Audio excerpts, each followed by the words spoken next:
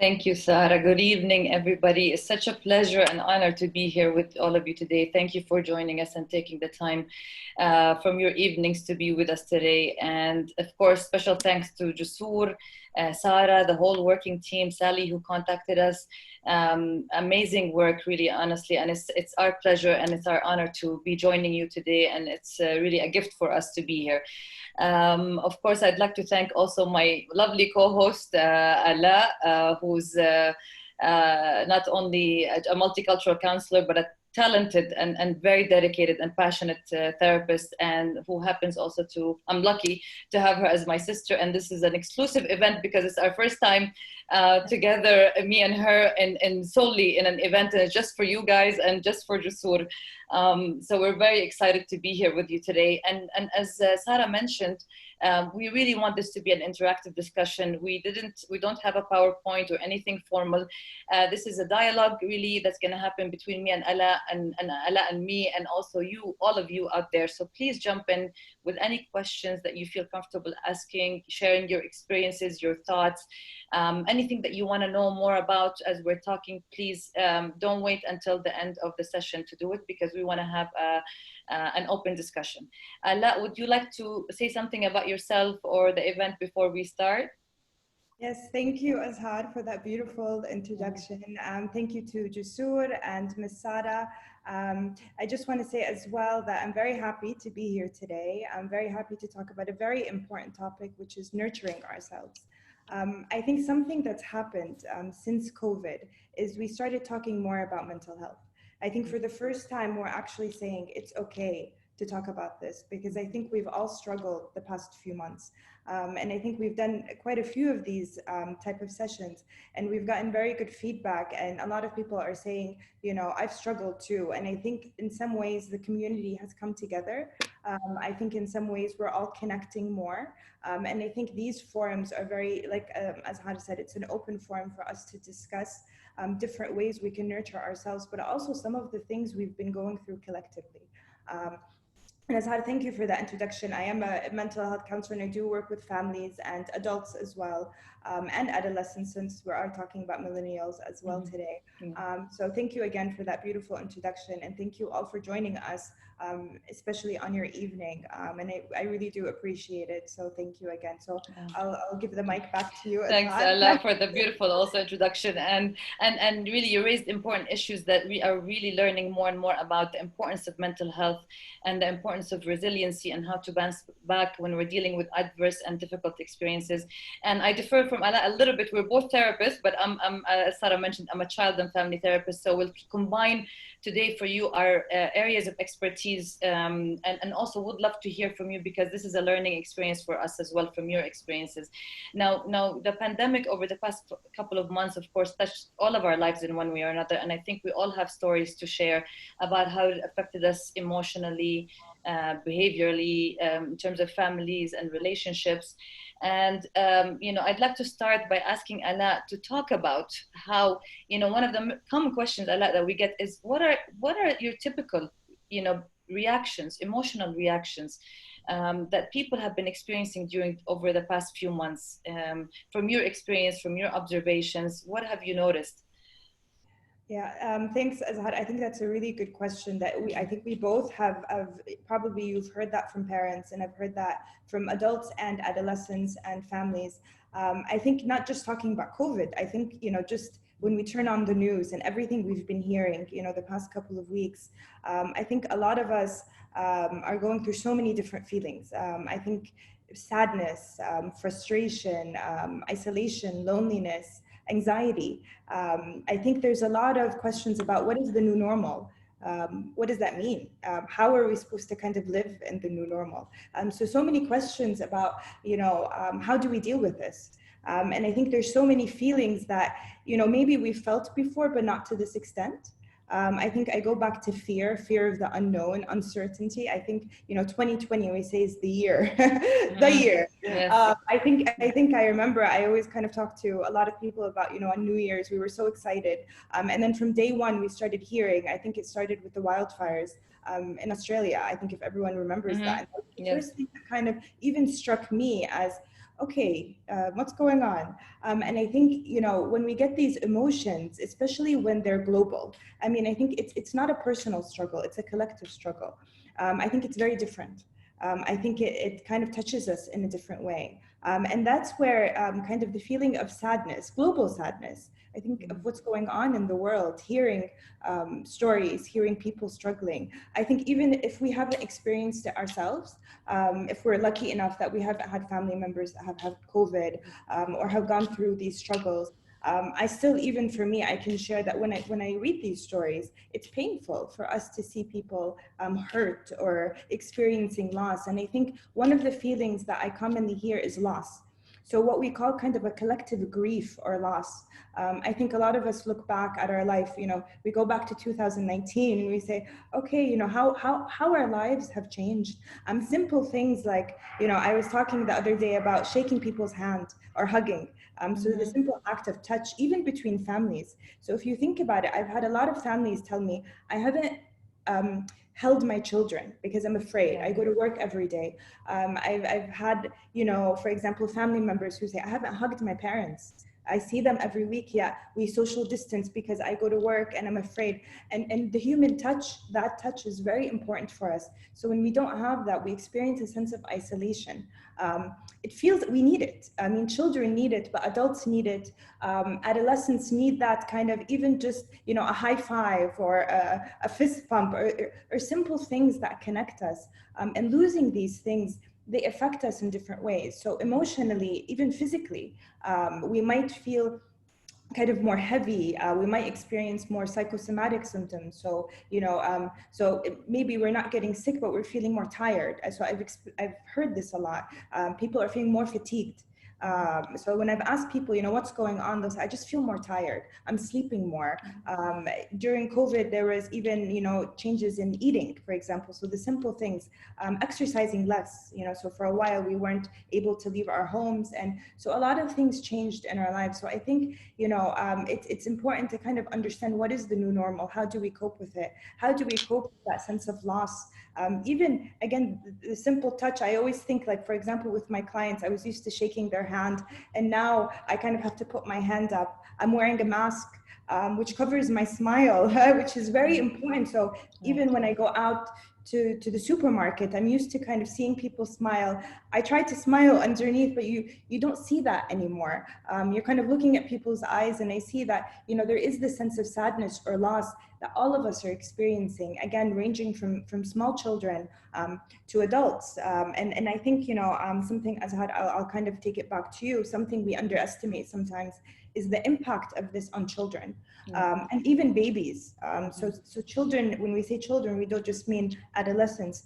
So I think, you know, a question, you know, I hear a lot, and I think, you know, this is your expertise, so I'll ask you, you know, kind of to tell us more about children and teenagers and even babies. You know, how do they experience this? Because as adults, we might be able to express it through words like I am, but as children, they don't have this ability. And even, like you said, kind of babies, because I think, you know, I've even had parents who tell me, I don't hug my child. How do you explain to a child why I'm not hugging them?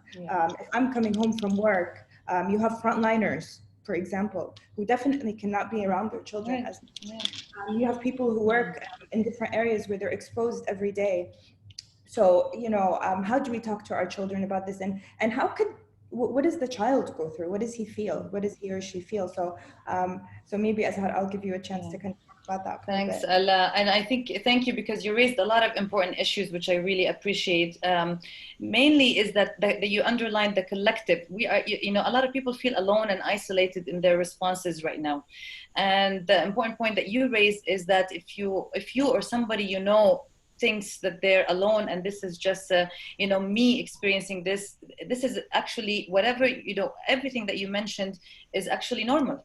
It's a normal reaction to I think what we call in psychology a shocking event to everybody. So we're all somehow traumatized. But I think one thing you also mentioned, that we are dealing and adjusting, but I think what surprised me during this time is also that the strength and the power of people to adjust and overcome difficulties. And even with the mask, I feel I've learned how to notice somebody smiling at me and to recognize people and my own patients and families behind the mask and know what they're going through. So we're learning to be creative in our ways of connecting while also coping with loss and grief. But going to your point, Ala, about children, I think children are a bit tricky. And a lot of people tell me, babies don't feel anything. But actually, we're discovering more and more that babies have a lot of feelings. And there's a whole new field now, which we're really getting interested in, which is infant mental health. Babies don't have the vocabulary to express their feelings as you and I are doing right now, or our audience is experiencing right now listening to us. But babies, what they do is freeze, basically. They withdraw. They get depressed just as adults do, just as other older children do, but they don't have the words to express it or the way we do. So what they do is they stop eating, they stop sleeping, they get fussy. So they have, these are the red flags that we have to pay attention to. And of course, we're going to talk about this later, but the parents' mental health is so important to the baby's mental health. Because we find, even scientifically speaking, that if the mom is experiencing a lot of stress, so her hormones and everything else is increasing and her heart rate is increasing, the baby's heart rate is also the same as the mom, which is, to me, is fascinating. So the baby's reaction parallels that of the mom or the father. So we have to really, and as we're going through this difficult time altogether, we have to really pay attention to each age group differently. So babies have their own needs and they need their parents to be there and to be calm and to be regulated. But then as children get a little bit older, they start developing the vocabulary to express their feelings. But the younger children, for example, what they do, what we're seeing more and more of, is that even us adults do this, is we get headaches, we get gastrointestinal stomach symptoms, we get breathing difficulties, we get panic. And younger children, this is what's happening. Now we have to keep in mind that the grief that you talked about, Ala, is not only impacting the adults.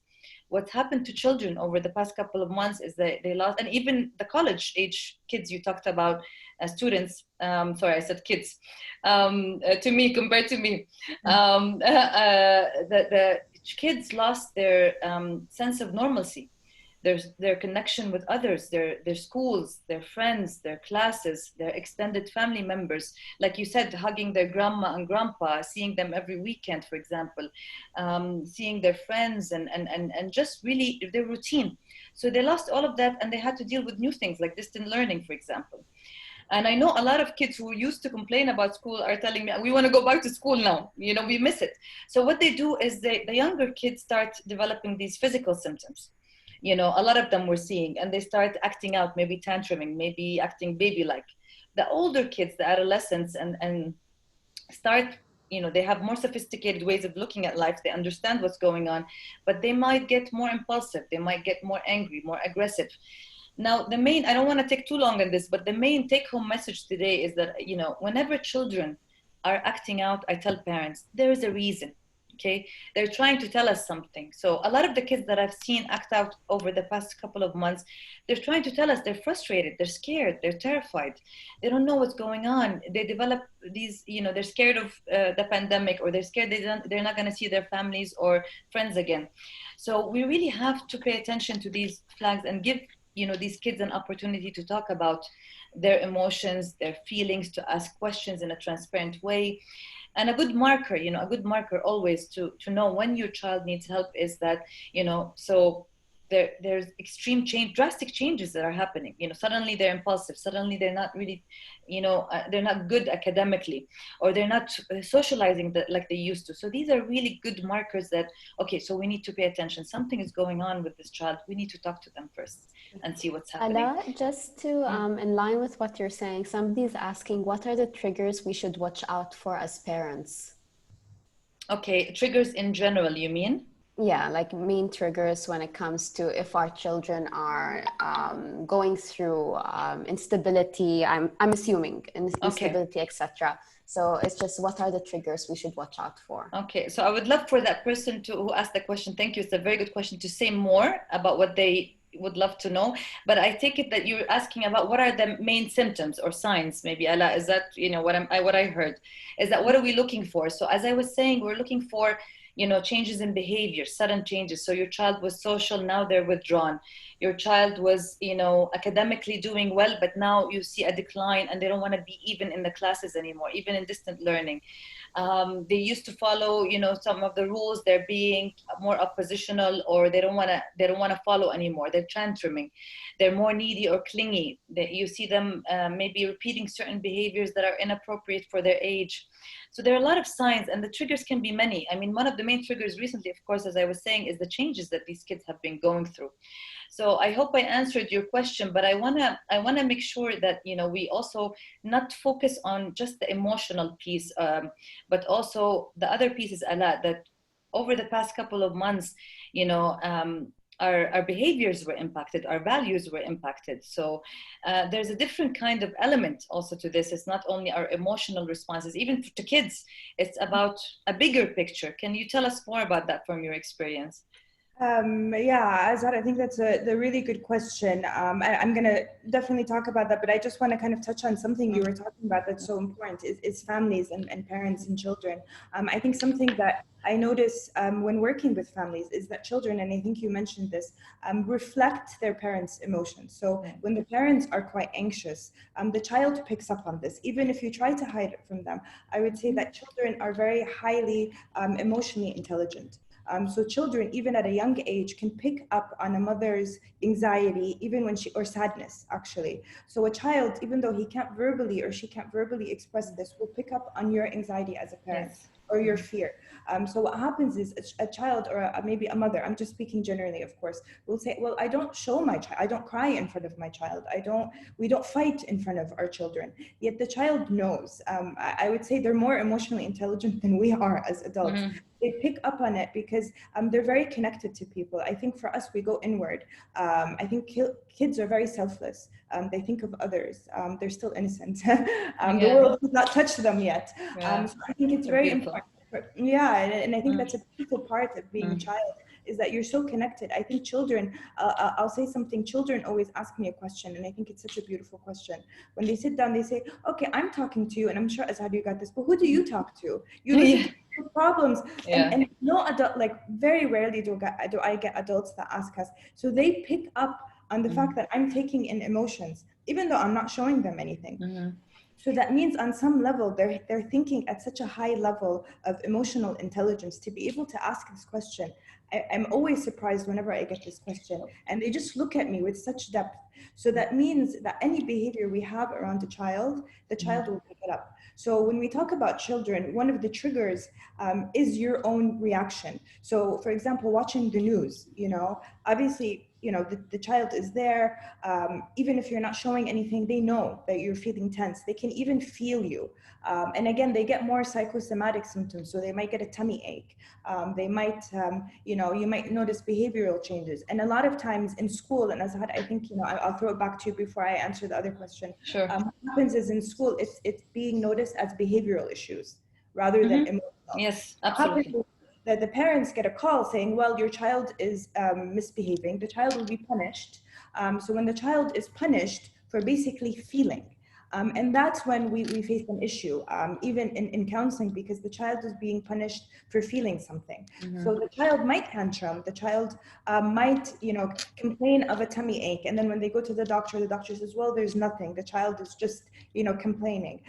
In these cases, what's happening here is the child is reflecting something. So I think it is really important for us to kind of understand, even when, as a parent, you get that call saying, well, your child or your adolescent is misbehaving, to look deeper into it, because children, unlike adults, when they kind of, what is seen as being misbehaving, or when they're irritable. So when we work with teenagers, Azhar, I think, you might face this as well. Sometimes they come in and they're just irritable. They're irritable. And actually behind that could be a sense of sadness. So I think it's very important for parents to be aware that it's not just, when the child is crying, it's also when the child is irritable, when the child is angry, there could be something going on. So I don't know, Azhar, before I answer my question. Yeah, thank you. Thanks, Ella, for raising that, because I you hit a very important point, which is I don't believe there's any child that's a problem child. Okay, this is my core belief. There is no problem child. There's always a reason. Like I said toward the end of my last question, is that there's always a reason that a child is misbehaving, as you said, or acting out. Something is bothering them. Something is inside, and they're trying to let it out, but they're either afraid, they don't have the vocabulary, they don't have anybody to listen to them, and they're labeled very fast. They're labeled as their behavioral difficulties, and we can't, and people give up really fast on them. Even I'll tell you from my experience, even the most angry of children, when you basically serve as a container, without any judgment on them, and connect with them and focus on that bond with them, that trusting bond, I think you'll see a different side. And honestly, children are our biggest professors and teachers. We can learn so many lessons from the wisdom of children. And I think, the other day I was talking to our niece, who is 4 turned 5 years old, and she was teaching me about love. She said, love means that people are connected to each other by heart. This is from a 4-year-old and a 5-year-old. So they are very perceptive, as you said. I call them walking recorders. They know everything that's going on. They even know more than we do. And even babies pick up on emotions, on emotional reactions. So I always encourage parents, as you mentioned, is that we are, as parents, you are the container and the model. Now, I don't think parents should hide their emotions. I don't think a mom or dad cannot cry or cannot express, but there is a way to do it, and label it and say, well, honey, I'm feeling sad today. This is rough. What's happening right now is tough on all of us. So let's talk about it, for example. So if the mom and dad and the family can regulate those emotions and can model and say it's okay to express our emotions, it's okay to talk about our feelings, even anger, we can express it, but let's talk about it together, and giving that child the space. And even, by the way, since you work with teenagers and older adolescents, and even they need that time, even if they don't show it, and they say, I want to be alone or be with my friends, and they're hiding and watching the iPad or playing video games, but really they do need the core of a healthy bond. And we'll talk about relationship, a healthy relationship, and I love the word attachment, is security, is structure, is trust, and it's consistency, and it's communication. These are our core tools to have a healthy relationship with each other. So again, and going back to your question, Ala, is that parents are not only modeling emotions, but they're modeling the values, they're modeling the behaviors. So this is where I'm going to throw it back to you. And I'm sorry, I took from your time, because we got on a topic I'm passionate about. Is really, this time has affected our, people are talking about existential, issues, and this made us face a lot about our own meaning and identity and who we are. And this goes for children and teenagers too. So would you like to talk about that a little bit?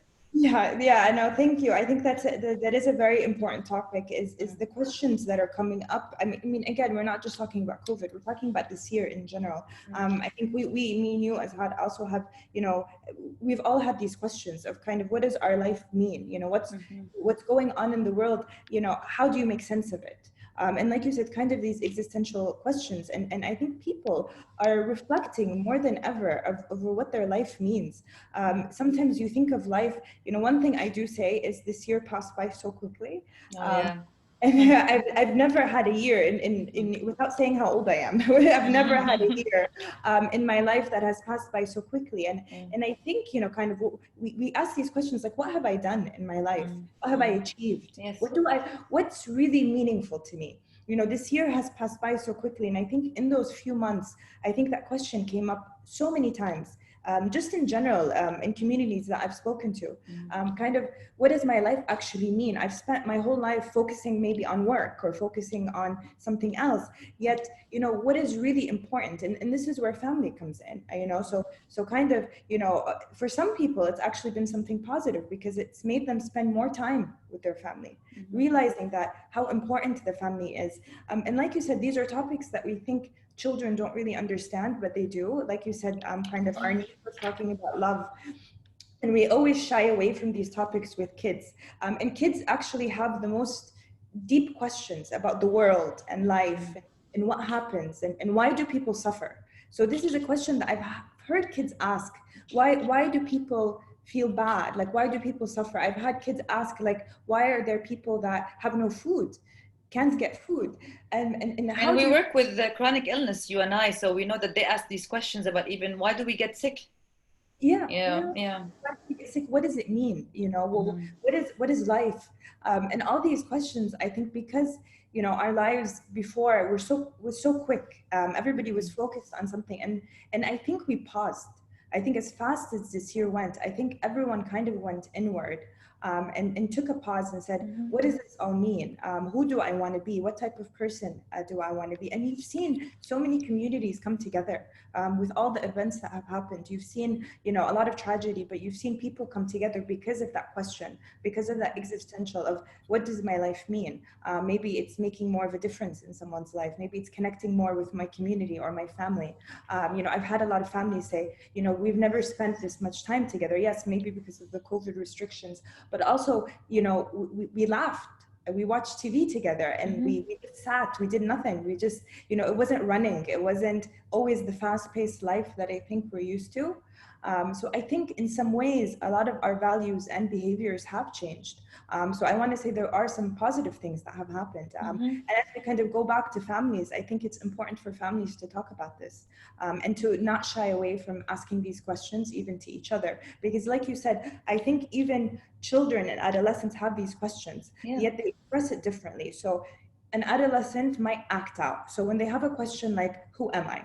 For example, what does my life mean? Now they word it differently, obviously, than I'm wording it as an adult, but with that question, they start rebelling or experimenting. So you might have a teenager who starts smoking, and the parents will obviously panic, or just, you know, behaving in ways that the parents don't approve of.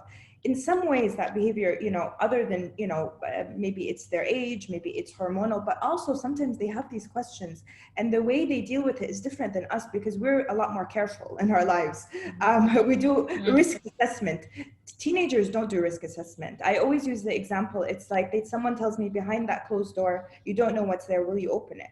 I probably would think that for a very long time. At my age now, but going back to being a teenager, what I always say, that teenager wants to see what's behind there. And this is the teenage brain. I mean, we know scientifically, just to explain to people that not only in terms of being a teenager, but scientifically speaking, they're saying the brain continues to develop. Now they're thinking in the early 30s also. So the teenage brain is continuing. I'm not justifying to the 30s, you know, but that you can do anything you want. But this is what's happening scientifically. So like you said, that's why they're, you know, maybe impulsive and they're and it's normal, I think, to have. Don't you think that the identity confusion? That's the time where you're figuring out things, even for the early 20s. Yes, definitely. It's a phase, I think, and like you said, I think it's very important to say that right now, I think researchers and scientists are saying it's lasting into the 30s. Yes. Which is why, you know, you see a delay in marriage and having children, because there's this identity development that's continuing. And I think, again, this situation or this year has opened up a lot of questions about identity, of who we are, who we want to be. And I think in some ways, so I did talk about the positive impact, but as well, we kind of have to talk about that in some ways, when we have these existential questions, there could be a level of sadness connected to it, a level of emptiness, a level of isolation, because again, we don't openly talk about these issues. They're very kind of hidden within us. So I think when we talk about sadness, what I always, you know, kind of like to talk about is that, you know, as human beings, we have such a range of emotions. I always say kind of our life and our emotions is like an ocean. Sometimes it's very calm. Sometimes there are these waves that hit us, and we just, no matter how good we swim, we fall, you know, and we get back up, obviously, but it's scary. So I think, you know, a lot of people are, the question I get all the time, you know, people have Google and they start Googling sadness and they get the word depression. And then they start diagnosing themselves with major depression. I have major depression. I think if that's the case, we'll all be diagnosed with depression, because we all feel sadness. Exactly. So I think it's so important to differentiate between when we feel sad and have the blues, or having an existential crisis, or just feeling low, which again, we might have, I always say we're gonna have bits and pieces of that during the day.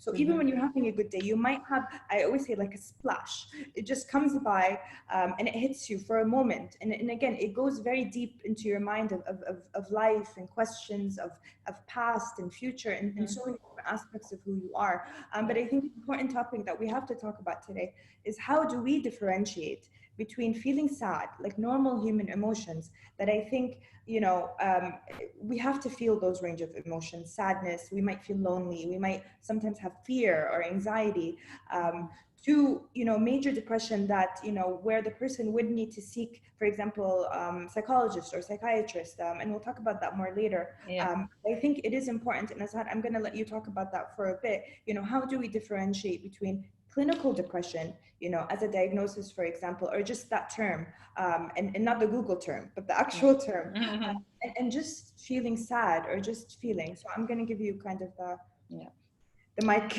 Yes, thanks, Ala. No, I mean, I think this is a great question because we use these terms, by the way, a lot in our day-to-day life, don't we? You know, I'm feeling depressed today, or oh, I'm manic today, or I'm feeling blue today. So all these terminologies we've learned to use, but it's very, very important to distinguish between what you were talking about, Ala, is that we have our moments where we reflect on life, on our meaning, on our identity, but also we feel sad sometimes. And we talked in the beginning about this moment in time where we feel grief also. We lost our sense of normalcy, we're coping with a new normal, and this is a collective kind of emotional experience. Now, what you will hear, there is something called clinical major depressive disorder. That's clinical. That's when we diagnose as psychiatrists, psychologists, mental health professionals, we diagnose clinical depression. Now, clinical depression is a serious disorder. You know, it can be related to genetics, to medical issues, it can be related to life experiences triggered by something major, or all of the above together, okay? So, but what happens when a person is seriously depressed is that when they tell you they cannot get out of bed, they cannot get out of bed. And I hear this a lot, you know, people trying to be a good support system to somebody who's clinically depressed, but really a clinically depressed individual, it's almost like they really they feel depressed all the time, constantly. The symptoms last for a long time. They lose pleasure in any kind of activity that they used to do, even in their families. They lose their connections. They start doubting themselves very severely. So their sense of worth goes down, they feel guilty. There's a sense of serious fatigue. They can't concentrate on their work. So the key also cornerstone of clinical depression is that it has a major impact on work functioning, on social functioning, on family functioning, and emotional functioning, okay? And they might get to a point where they even have thoughts about death and dying and self-harming. Okay, so major depression is not just sadness. Okay, it's a serious issue that needs immediate holistic intervention, meaning it needs a medical professionals, it needs also mental health professionals. Okay, and also another term, maybe we hear all the time, even on TV, on the shows, manic. I'm manic today. Now, mania, or what you hear as bipolar, mania is a kind of, it happens with the ups of bipolar, and the down is depression. Mania is really also a risky, very serious issue. It's when a person, and this happens also in children, by the way, and it's very tricky in children. But mania is when a person really becomes restless. They engage in very dangerous, impulsive behavior, unusual behavior for their, personas. So they can go, for example, and for 5 nights without sleeping, going on sudden shopping sprees, running away from home and disappearing. I mean, I'm talking about very extreme issues. And I think Ala and I wanted to clarify these because I think people get confused and they think somebody's depressed or somebody's manic. But we need to really, if you see these flags, and in children, it happens when it might happen very subtle, in a subtle way, because how children express it maybe is through their play, through their body, their sleep pattern, their eating pattern, having nightmares. So it may not be as clear as in adults or grown-ups. And one thing we didn't talk about a lot during this time is that, I think trauma, we're all traumatized in some way or another, but there's something called post-traumatic stress disorder where we feel shocked. This is defined by if we witness a threatening event, for example, we see something somebody in a car accident in front of us, or somebody passes away suddenly, for example, in our families, or with COVID, I think there's a collective trauma that we all experience somehow.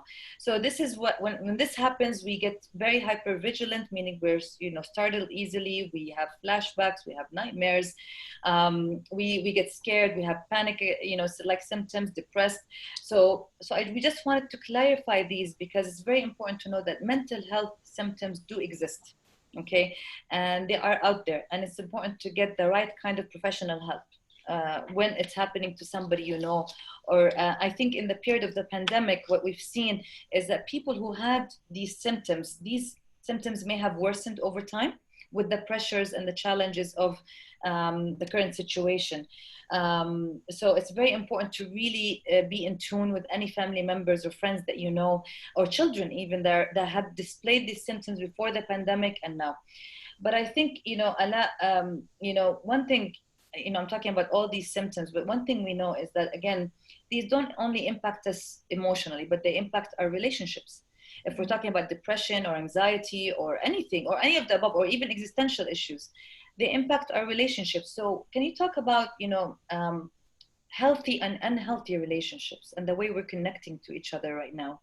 And if you can address, specific populations like, maybe adolescents and young adults or college students, we would love to hear from you. Okay, thank you, Azhar. So I'm going to talk about a couple of things, and I'll definitely go into the relationship. So, I just kind of a couple of points about the depression. Something that you'll hear a lot from someone who is depressed is the sense of isolation and loneliness they feel. They feel that no one really understands, and this is where the family plays such a significant role. So when I'm working with a patient that is depressed, I usually involve the family in terms of treating the depression.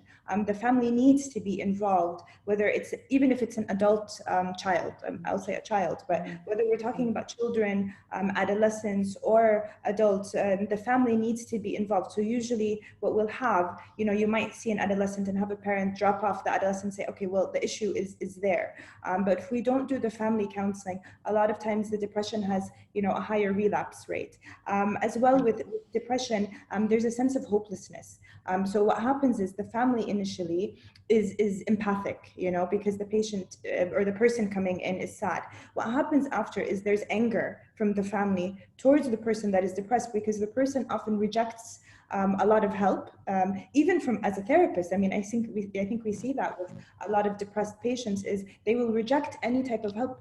It's because they feel hopeless. So I think, that the hopelessness. So when we're sad, so for example, if I feel sad, I'm hopeful. I see still that there's parts of the world that are beautiful. I see that my future, when someone is clinically depressed, they can't see that. They can't see beyond their depression. So it's very important to look at kind of that hopelessness. And I think, I don't know, Azhar, if you want to add to this, but depression with adolescents can manifest as irritability and anger. Anger. Yeah, rather than sadness. So when we think depressed, we think sad. We think low mood. Yeah, a lot of times what happens with teenagers, and I think this is why they're underdiagnosed and they don't usually get help, because they can act out and they can become very angry. So the parents won't seek help because they, again, like we talked about, will label them as, a rebellious child. It's only until, the school is involved or police or somebody kind of in the community, that's when the parents seek out help. So I think it's so important to notice that when we say adolescence, this can go even to 25 years old. So if you have a college student who they could be depressed, even if you notice they're angry or irritable. So depression doesn't only manifest as sadness or low mood. And I think especially with adolescents and young adults. And I think that's why, again, it's so underdiagnosed. And as well, those people presenting kind of with that irritability or anger often don't seek help. And when they even see a physician, for example, they might not refer them, because if you ask them if they're sad, they might say no, which is kind of where the misconception is. where if you're depressed, you're just sad. And sometimes even in adults, I've seen where the depression can turn to irritability, and also kind of the family feels that that person is rejecting them, you know, sitting in their room for long hours, not joining family discussions, or, you know, on Fridays, not gathering with the family. And this can be seen in a different way that it is. So it's important when we look at the symptoms to also look that the symptoms don't manifest in the way that kind of we see in movies, where a lot of people think that this is, you know, I've had like parents or families tell me, oh, they're not depressed, they're not sad, they don't cry. Not all people that are depressed actually come in and cry. They can come in and be irritable. And again, I see this more in adolescents and young adults, and even I'm noticing it more in adults who will present as very hopeless and quite irritable. So I think, I don't know, before I go to the next question. If No, I think you mentioned a good point about children, is that also, you know, unfortunately, and even this applies to even college students and young adults, a lot of them are misdiagnosed as having attentional difficulties or learning difficulties, when really what they're having is more of an underlying element of depression and or trauma, some kind of trauma. Many of them, when I get close to the families and them, I learn about their stories of maybe they were exposed to some kind of bullying or some kind of abusive behaviors or some kind of life situation which led them to really act out, like you said. So I just wanted to highlight that's very important, to do a very good assessment for children and adolescents and even young adults by a qualified team of professionals. And I underscore qualified also. So you really need to go to the right person who's specialized to do a good evaluation and a good assessment, so we don't jump to conclusion. And on the flip side, and I'll go back to your question, Ala, about relationships, is that what happens to families is that they really get frustrated because they feel the person, so it's not only that the person feels misunderstood, but the family also feels the person is not trying hard enough. When we really want to, you know, emphasize today that, you know, again, as we're talking about severe mental health symptoms, and they can be debilitating, just as physical symptoms are. So this is why we emphasize that they need, you know, proper and immediate medical and mental health attention, because the person is just not able to do it for different reasons, and they need. And the number one, I think, from based on the research, based on our experiences, Ala, you would agree with me, that's considered even a protective factor against symptoms developing or worsening, is a good support system.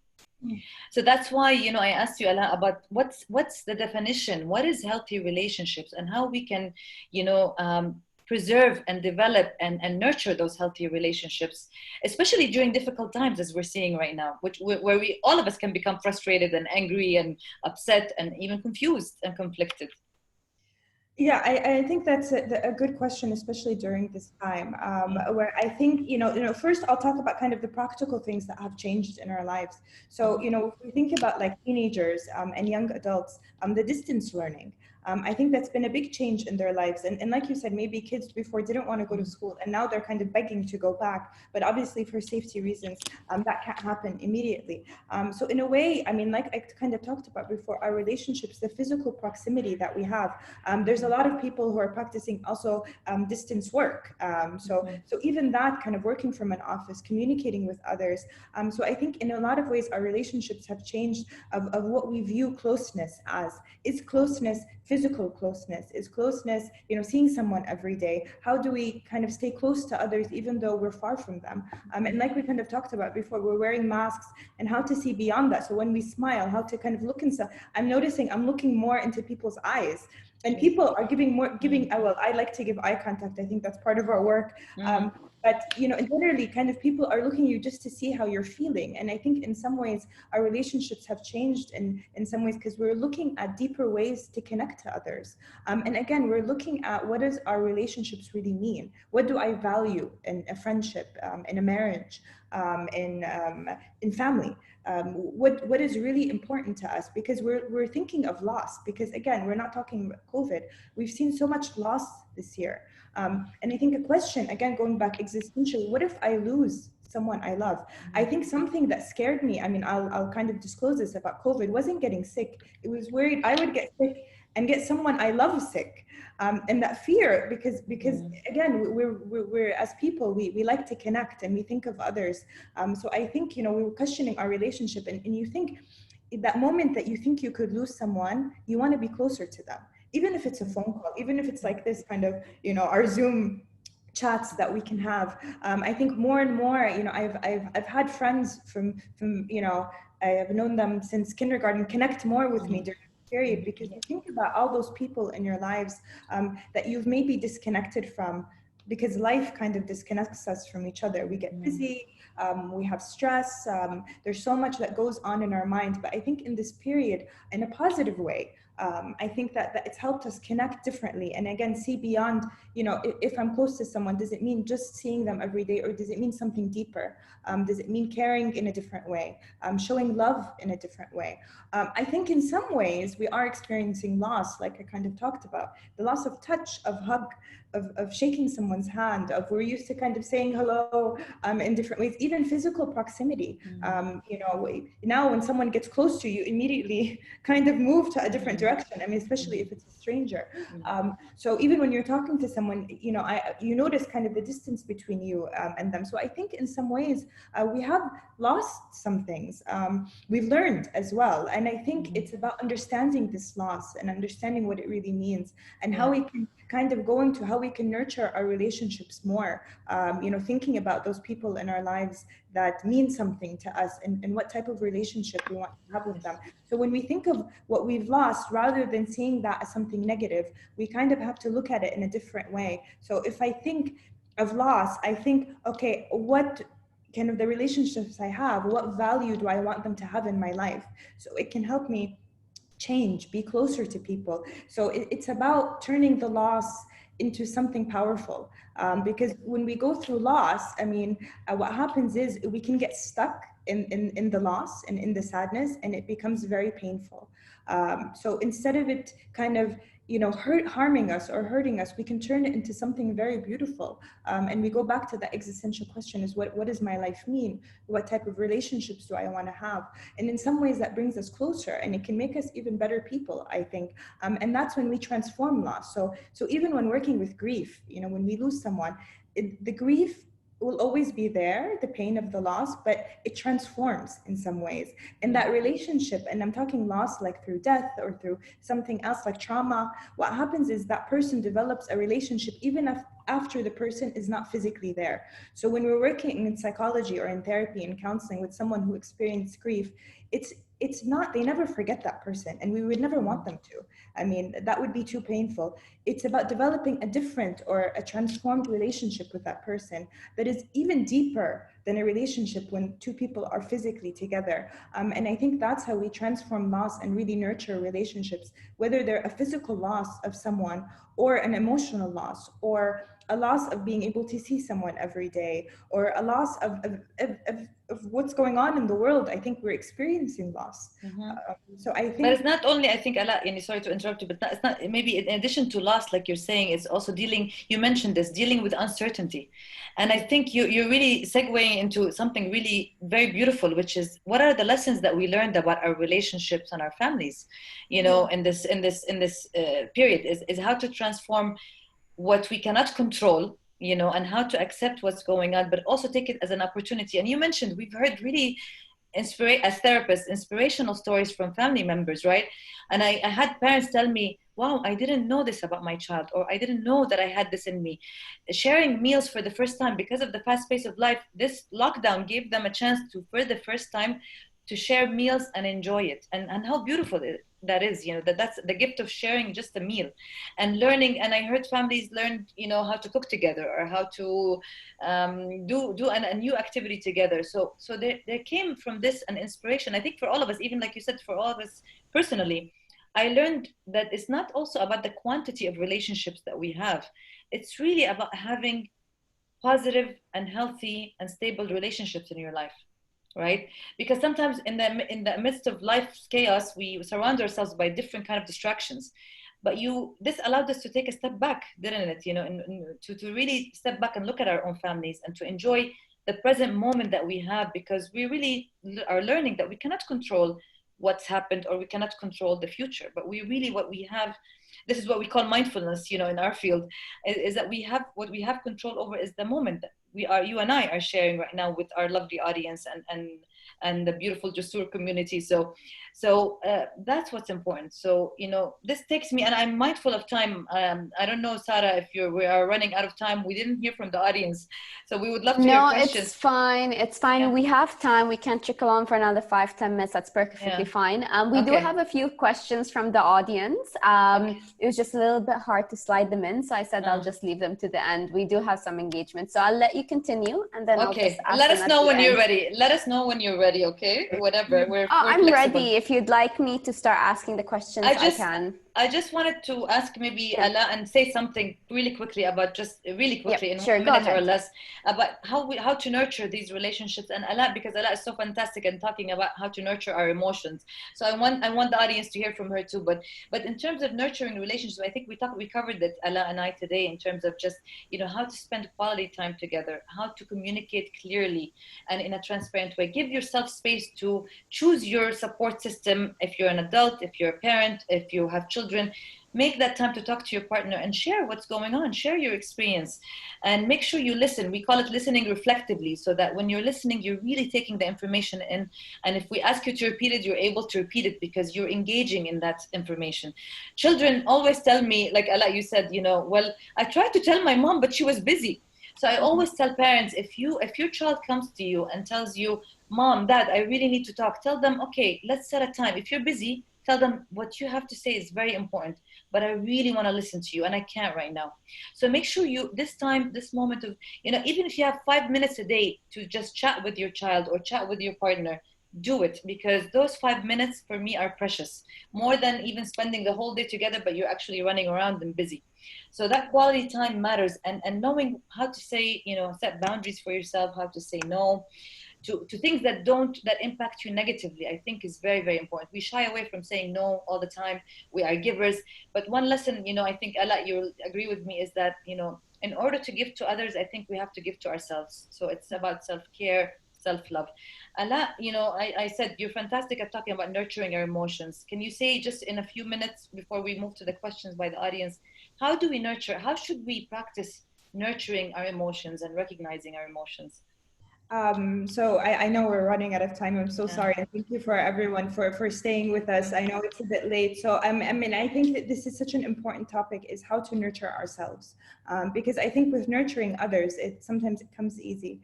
But nurturing ourselves is quite tough. And I always say we're our harshest critic. So the first thing is not to judge your feelings. You know, I have a lot of people, I mean, and just in general, we hear people say sometimes, I don't want to feel this way. I shouldn't feel this way. I don't want to be weak. I always hear this. I don't want to feel weak. And feeling is not a weakness. Feeling is actually our strength. There's a quote that I love. It says, the wound is where the light enters. And I think it's very beautiful. And I think once we recognize and acknowledge our emotions and kind of sometimes just spending a few minutes with yourselves, recognizing your emotions. What am I feeling today? What does my body feel? Because we feel it in our body, like we talked about in the beginning, psychosomatic. So you might get a headache, you might get a tummy ache, you might have some back pain, you might feel your heart beat a bit fast. That's a feeling. All of these are actual feelings.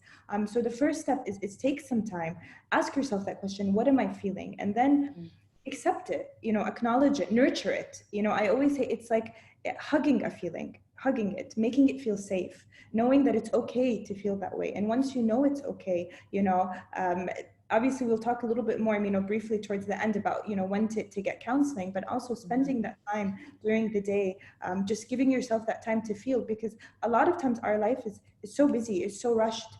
We're doing everything so quickly that few minutes per day, nurturing your emotion and just giving yourself that time and not judging. So not saying I shouldn't feel this way. And a lot of times we worry about feeling sad, because if I feel sad, I can't function. And we're not talking about clinical depression. I'm talking about sadness, because with clinical depression, there might be difficulty in functioning. So I want to make sure I differentiate. But for example, when we feel sad, we think, oh, I can't feel that way. Nobody could see me this way. I shouldn't feel this way. And a lot of times, these feelings are inside and they start to affect our health. And that's when most people start to seek help. But ultimately, we're also looking at prevention. We want to prevent. And, you know, a lot of times with clinical depression, what I see is I think to myself, if this same person had come 2 years ago before they were depressed, I don't know, obviously 100%, but we could have possibly prevented the situation they're in now. Because a lot of people don't seek help until it's affecting their daily life, until it's affecting their health, and until a doctor refers them or someone suggests it. Yet even when you take that time to process, now there are things that I always suggest to do. I mean, simple things. Again, we're not talking about clinical depression, just in terms of our emotions and coping skills. I always, you know, say, for example, simple things like writing, taking 10 minutes in the day to kind of nurture those emotions. Something with kids, Azhar, you know, that sometimes is fun, is for parents and kids to write a story together, and families to write a story together, where the child themselves, you know, could either use drawing if they're too young, just a few words. Again, we're not looking at grammar, because parents ask me, you know, does the grammar have to be correct? I said, no, just write a story. Even as an adult, I think for me, writing is very therapeutic. I enjoy it. I agree. And if you don't want to write, I think just play for 5 minutes, you know, just play, because even the experience of shared joy for those 5 minutes, because you won't believe how many families I hear from that they don't have time to play with each other. Yeah. And I think play can increase even our level of happy hormones, we call it, you know. So I think just playing. Sorry, I cut you off, but I think just, you know, I love the idea, but, you know, I think you can be creative with, if you don't want to write, or the child tells you, no, mom, I don't want to write, you know, or and you can either do that or just put a twist on it, you know, and say, okay, you choose the activity that you want to do. So play, actually, I think even for adults. I mean, I think we always think play is for children. So something sometimes I do even in therapy is we use a ball to throw, and that could help loosen our body. And it's very therapeutic, because ultimately, as an adult, now we're not physically together, but if we were throwing a ball, we would start laughing. We would release some emotion. So play in itself could be very therapeutic. But as adults, I think we're always putting ourselves in a box. You know, we're always kind of afraid to show these emotions or let go. And I think giving ourselves time to play, giving ourselves time to just release these emotions can be very powerful. So yes, as with children and families, and again, even as adults, I think it's giving ourselves the okay to let go of what we're feeling. So even, again, if it's hard for you to connect to your emotion itself, look at the physical symptoms that you're experiencing. Obviously, you know, we always say, you know, if there's any symptoms, it's good to check with a physician, but ultimately, if the doctor says, okay, everything is clear, you know, there's nothing from the medical side, then it's time to kind of look, okay, what emotion am I actually feeling? And again, sometimes things like headaches, like chronic pain in the back, tummy aches, all these things, feeling fatigue. I think fatigue is is a signal. I mean, again, we all might feel that way sometimes, but when it's like all the time, you're feeling very tired, it's chronic, that's a time to kind of step back. And I think that's when it's a time to say, nurture yourself.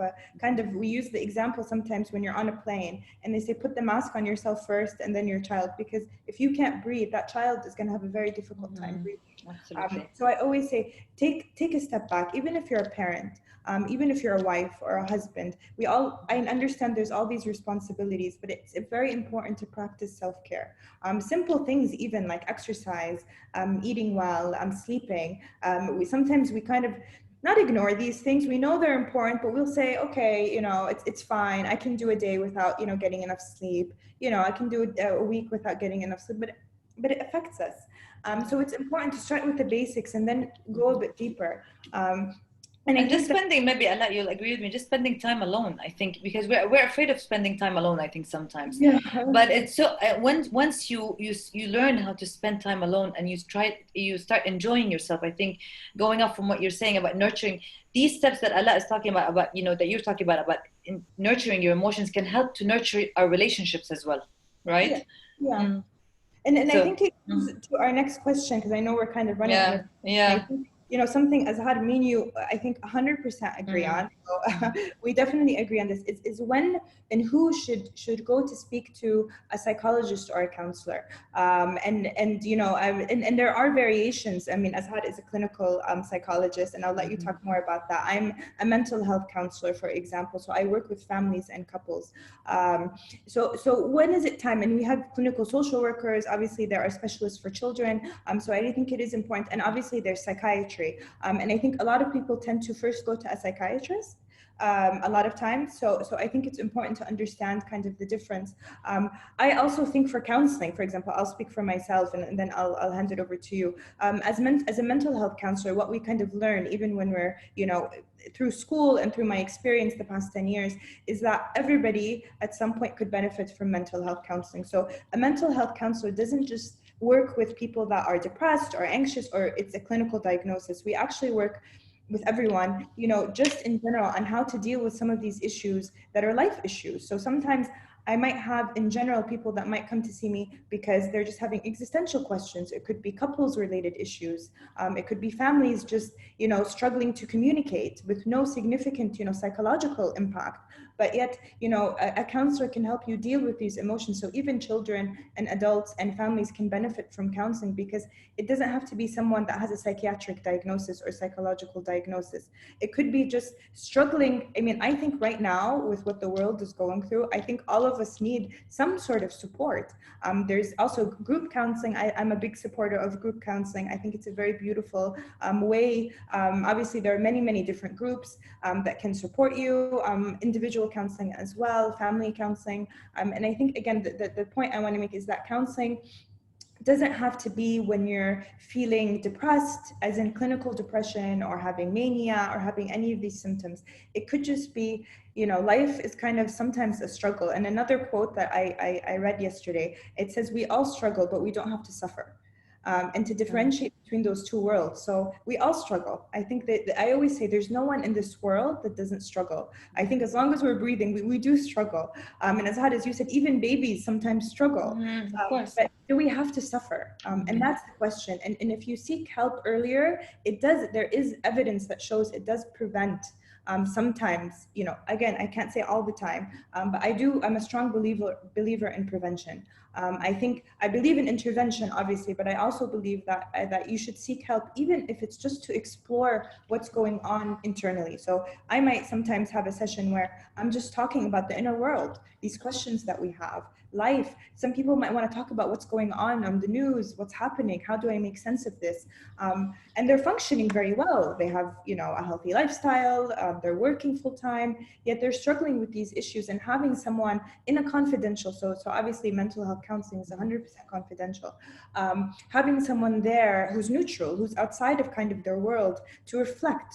So part of counseling is someone helping you reflect on these issues in a neutral way, because we're used to our friends and family giving us advice, and counselors don't actually solve your problem or give you advice. They help you work through and help empower you to deal with these issues. So Azhar, I'll let you talk a little bit more about clinical psychology and especially child psychology. And I think you summed it up well in terms of just the general question about what, when should we get help and who should get help. And there's a misconception definitely that we have to be in a crisis or we have to be experiencing serious symptoms, even for children, to go take them to a mental health professional. That's not the case anymore. We know that anybody, like you said, at any point in time will need that kind of support, and it's all right. And I think we're lucky, we're very privileged here in the UAE, is that we have great, wonderful resources right now in terms of qualified mental health professionals. Now, clinical, people get us confused, clinical psychology with psychiatrists all the time. So I just wanted to differentiate between psychiatry. The psychiatrists are medically trained professionals. So they specialize in the medical model, they specialize in medication. Both of us overlap in terms of we both diagnose and assess, but we as clinical psychologists, we do not prescribe medication. If we feel a person needs medication, or we refer them to our colleagues who are psychiatrists. Now with children, it's very tricky. If you're thinking about taking a child to a mental health professional, psychiatrist, psychologist, mental health counselor, please ask about their qualifications and ask if they are specialized in this field, because I'm very biased. I don't believe in generalist practice. So, the person has to be really qualified and licensed, and you can please ask questions before. Now we have, the web as a great resource. You can read biographies, you can call up the person, you can ask them questions about their background and training. So we just want to encourage you and let you know that there is great help out there. Just do your research, ask the right questions. And like Ala said, it's always confidential and in a very, done in a very ethical manner. So, I think the most important message also today is just, keep those, stay connected to yourself in a positive way, stay connected to your loved ones, either, at home, at work, your friends, and, and I think the practice of gratitude, Allah, I think I learned a lot that we have a lot to be grateful for. And to honor this practice, we like to thank our audience today. We like to thank, Jusur, Sarah, Sally, all the team. And we love to hear from the audience. What do you think, Allah? I think we're ready. I think, yeah, so thank you with us. I know we went over time because we're so passionate about these topics. And it feels good to kind of have a forum to talk about it. So I think we're open to any questions. Sarah, we'll turn it over to you. All right. So first off, we have what's her name? From Mariam Bashir. She says, first off, thank you for the stimulating talk.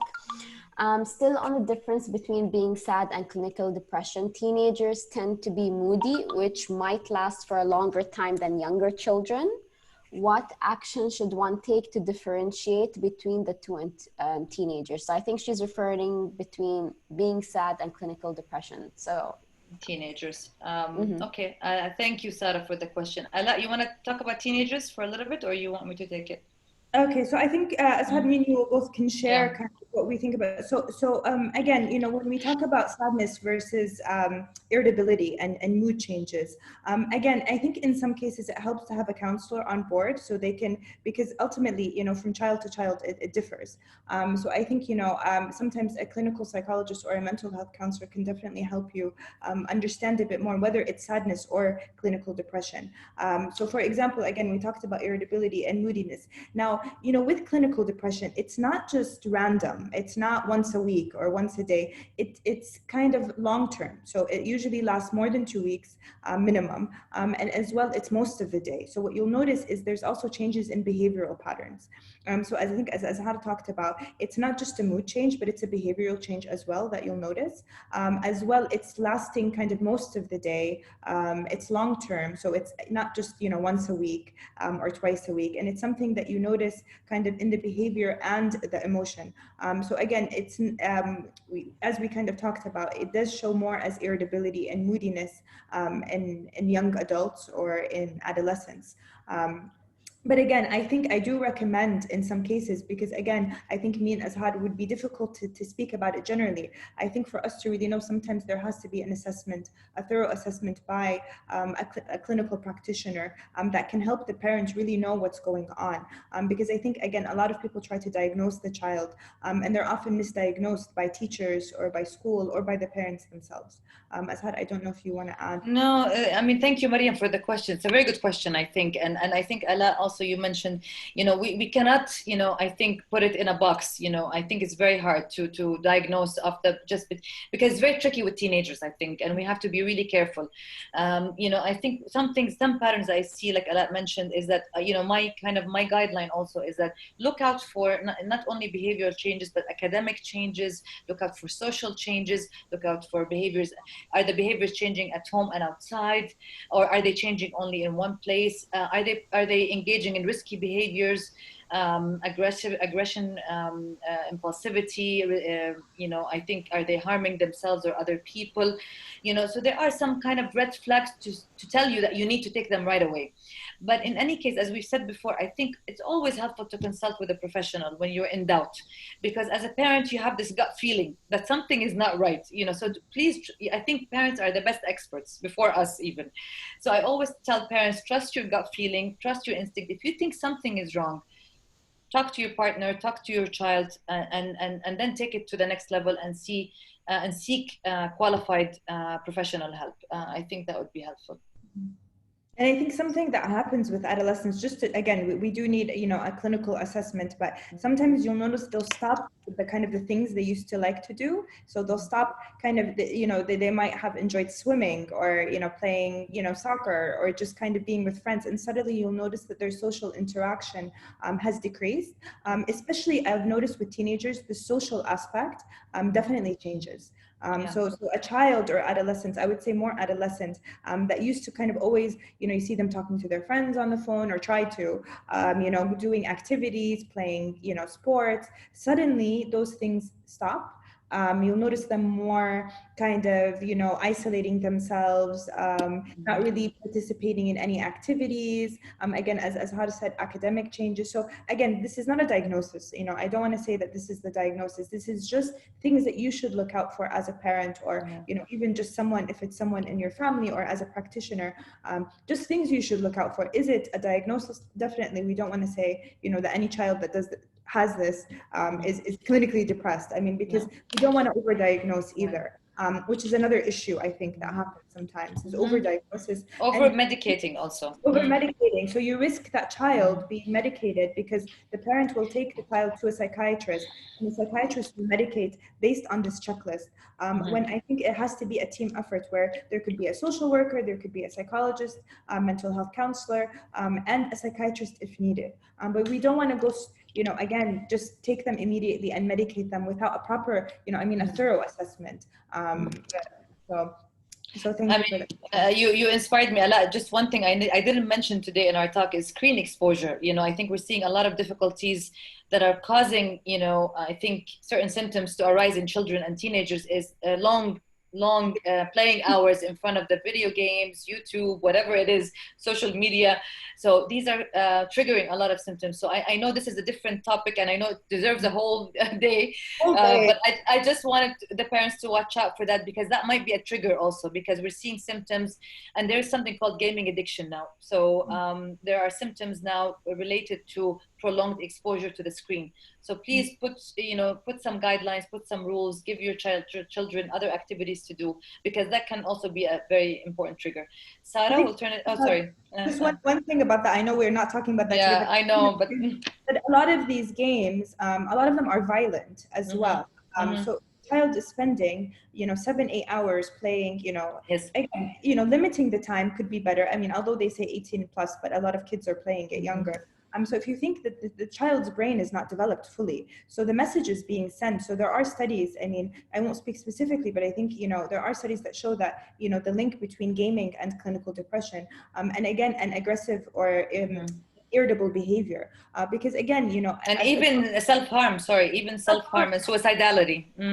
Because if you think even as adults, like when we see something with guns or shooting, we immediately become afraid, but this child becomes desensitized. It almost becomes, the violence becomes normal. And again, what happens is the child starts, you know, to kind of unconsciously, on some level, you know, it affects them, you know, seeing shooting, seeing any of this violence, in some level, it affects the brain, but the child is not aware of it. So when you tell the child, oh no, but this is going to affect you, they're not really going to understand, because if I see like a horror movie, which I don't see, I know I wouldn't see it because I know it's going to affect me, because I'm an adult and I can process and the brain is fully developed. But as a child, again, what I worry about is kind of the violent tendencies of these games. Yeah, we have to really screen. You have to really screen and put clear rules about what kind of games your child is playing. Because you're right, Ala. I mean, that's a great point. It promotes a lot of inappropriate, some of these games promote a lot of inappropriate. But I'll turn it back to Sarah. I'm sorry, Sarah, you've been so patient, you and the audience, with us. No, the topics are very interesting, and like I think we're covering different range of topics, all of which are enlightening. Like, for example, my brother, he's addicted to gaming. You can't pull him off gaming. So and it really does affect their mental psyche. And sometimes like one of the things he says is, I'm gonna hang out with my friends. Okay, great, yalla. No, online. And they all hang out online. That's their new social norm, is to connect digitally and be online. So it's a different world. It's interesting. All right, so we do have a few questions. I think we touched on a lot of the topics during your discussion, but there's one question from Anonymous I'd like to bring forward, who says, he or she says, My family does not take my anxiety issues seriously. The topic is constantly ridiculed. What can I do to help family members understand what I'm going through? So this person obviously has tried talking about the topic. So what can they do? Okay. That's a very, very good question. Thank you for sharing. Ala, I think this is in your expertise. So you want to, I mean, I think the first thing that came to my mind, I think, first of all, is, thank you for sharing that experience. And it's not, you're not alone. It's not uncommon, especially anxiety, because anxiety is not something that people understand or feel. And anxiety also, just as depression, we didn't talk about it today, but it can be just as painful, really, because you feel it in your body. You feel, you believe, you internalize the thoughts that come along with anxiety. It can have a lot of serious symptoms that feel really dangerous to us, like the rapid heart rate, like the sweating spells, like the fears also. So I think, I'm not sure how the family is responding in this case, and how you're communicating, the anxiety. And I think, I empathize that it's again, you're not alone. And how, I think it's important to, figure out, one, who in the family can understand, or start with I think trusted individuals. What do you think, Ala? To start with, to confide in, as opposed to trying at the same level. So start with somebody you're comfortable with, or even outside of the family, start talking about it with somebody you trust. And there are people who will understand, who will empathize, and who might have gone through it also. And do they understand also, the family, usually I ask this to the family, do they understand how painful it is for you, or how painful it is for the person who's experiencing it, and how real it feels also. I let you, I see you nodding, so it looks like you want to say something. Yeah, go ahead. I was just kind of jotting down my thoughts of kind of, because I wrote fear in family. I think because anxiety is something we don't see. It's a wound that is hidden. So I think for a lot of families, it's very tough for them to understand kind of what anxiety actually is, because you don't physically see it. With depression, I think a lot of times the family can see something kind of in that person.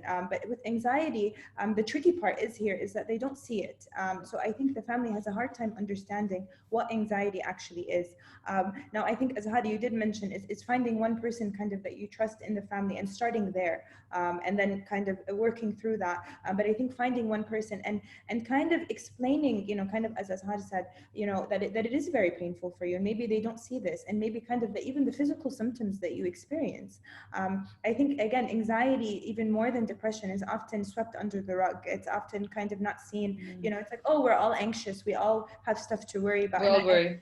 When I work with adolescents or young adults, what I often hear is families say, oh, but you don't have any responsibility. You're not, there's nothing for you to, so why are you anxious? So your life is fine. I think this is where the families kind of need psychoeducation. And again, we go back to, there are counselors, there are people, it's not therapy, it doesn't have to be therapy if they're not willing to go to therapy. They can psychoeducate the family as well about what anxiety actually is. Because I think there's a lack of understanding of that term, anxiety, because we use it so openly. We say in Arabic like qalaq or khof, or ana عندي qalaq. When we say qalaq, it's just something that we feel every day, obviously. I mean, we all feel qalaq or anxiety in that term. But the term actual anxiety, where there are physical symptoms, where there are sleepless nights, where it's so painful here and here, and I think that's what's hard for people to understand. So I think first stepping stone is talking to kind of one person in the family that you might feel is the most willing to understand. And then I think the family needs a bit of psychoeducation. And again, psychoeducation doesn't have to be therapy, because some families might refuse to go to counseling, for example. Maybe they're willing, which is also good. But I think it helps to have someone kind of, by your side, who can explain to the family, not kind of confidentially what you're going through, but just kind of really what anxiety is from a counselor's or mental health practitioner's perspective. I think, also sometimes a lot with families, even with our own families, we feel that they can and maybe should know what we need, but sometimes they really don't know what we need. So this is what I know. It's hard because we're risking how are they going to react, but sometimes it's really important for us to try as much as we can. And I'm not talking about, you know, the person who asked the question. I'm sorry, because I don't know the story, so I'm just talking generally, so forgive me.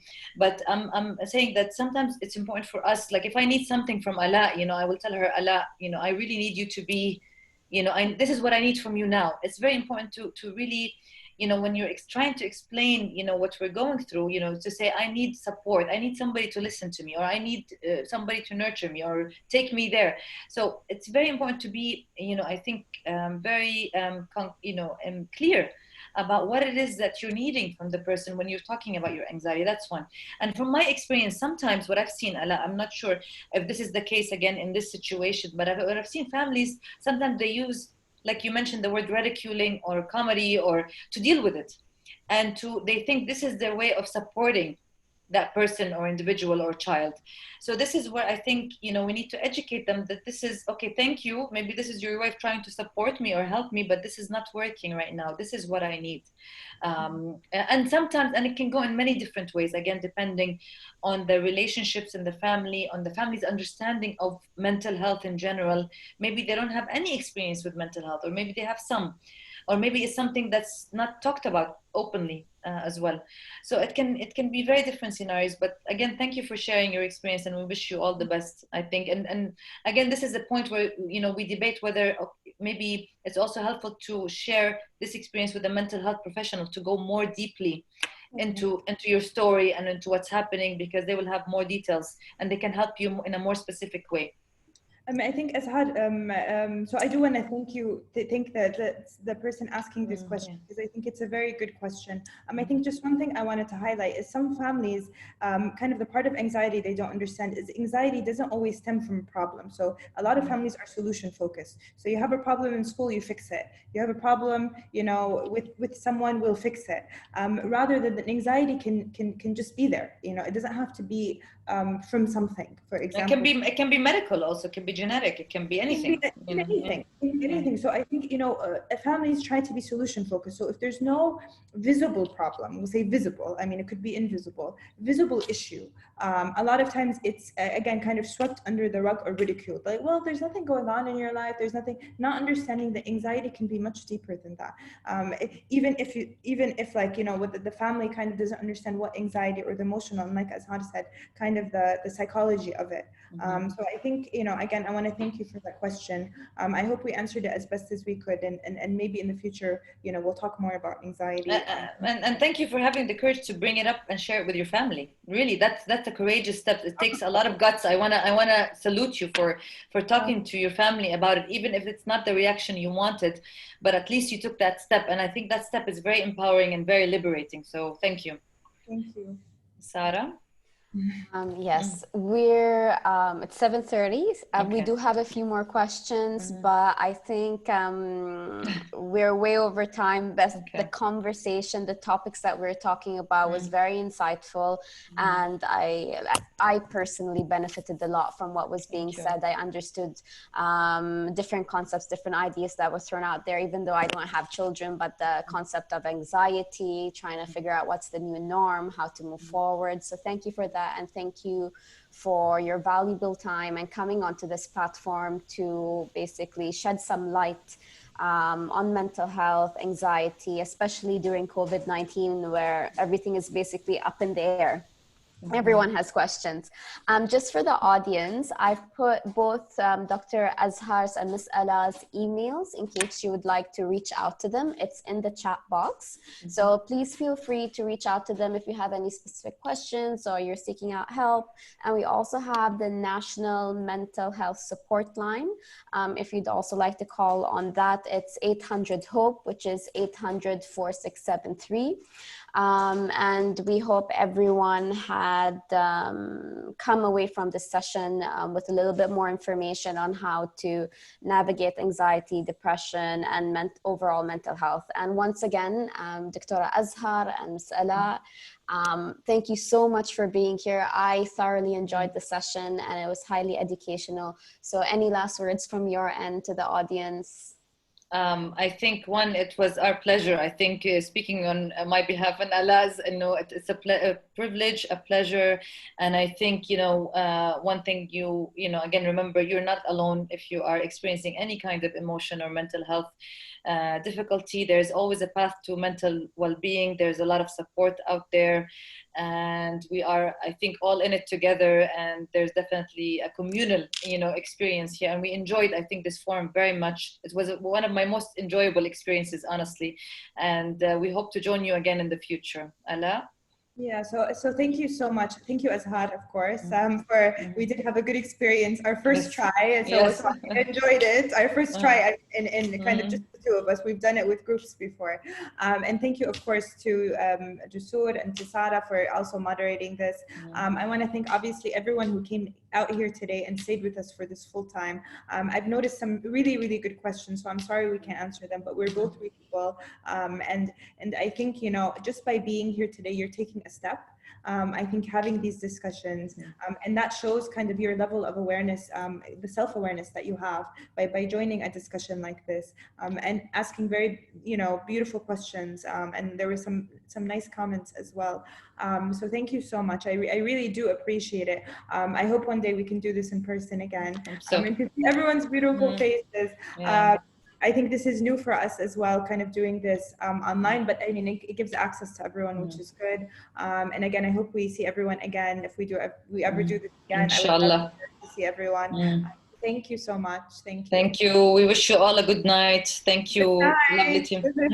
Thank you. Thank you, everyone. Thank you, Sarah. Thank you, Jusur. Bye. Good night. Bye. Bye.